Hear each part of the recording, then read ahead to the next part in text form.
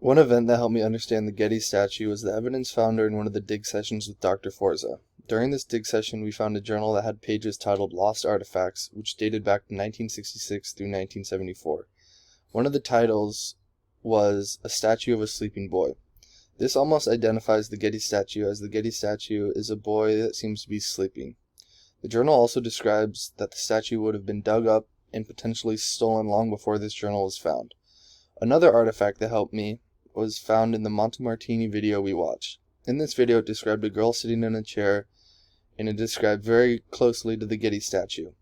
The statue of the girl has similar details that the Getty statue has, such as chubby cheeks, bent arms, hair slicked back, and is a portrait of a child. The most interesting part of what I found in my time in Rome was how preserved and significant the structures and stadiums in Rome were. The city was built around these structures, and they went through tremendous efforts to keep these structures and monuments intact.